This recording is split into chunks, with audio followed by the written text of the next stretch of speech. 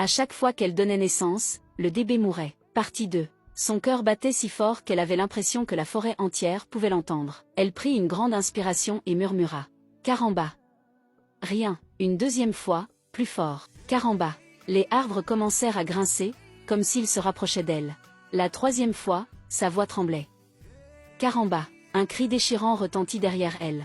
Lala se retourna brusquement, et resta figée. Devant elle se tenaient ses anciennes copines, Hawa, Mariem et Kadi. Celle-là même avec qui elle était cette nuit-là, ivre, riant, roulant trop vite, la nuit de l'accident. Vous êtes morte? Hawa s'avança, les yeux noirs comme la nuit. Non, Lala. Mais depuis cette nuit, nos vies sont brisées. Mariem éclata en sanglots. Depuis l'accident, je fais des cauchemars chaque nuit. J'entends un bébé pleurer. Kadi, la voix froide, ajouta. Moi, je ne peux plus avoir d'enfant.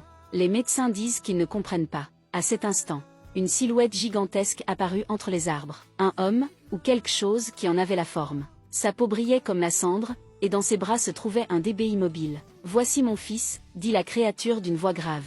Vous l'avez abandonné, vous avez fui. Et toi, Lala, tu as été la première à rire après l'impact. Lala tomba à genoux. Je ne savais pas, je regrette, prenez ma vie s'il le faut. Le djinn s'approcha lentement. Ta vie ne m'intéresse pas. Ce que je veux, c'est la vérité et la réparation. Il se tourna vers les autres filles. Vous partagez toute cette faute. Mais c'est elle qui porte la punition, parce qu'elle n'a jamais parlé. Un silence lourd s'abattit. Puis le djinn déclara. Si vous voulez qu'elle ait un enfant vivant, vous devrez toutes revenir ici, ensemble, et faire ce que vous avez refusé de faire cette nuit-là. Quoi? Demanda Lala, terrorisée. Le djinn répondit lentement. Assumez, et payez le prix. Soudain, la forêt disparut. Lala se réveilla en sursaut, dans son lit. Était-ce un rêve? Mais sur sa table de nuit se trouvait un objet qu'elle n'avait jamais vu auparavant. Un bracelet ancien, couvert de symboles étranges, exactement le même que portait Hawa dans la forêt. Au même moment, son téléphone vibra. Un message d'un numéro inconnu. On se souvient tous de cette nuit. Il est temps de retourner là-bas.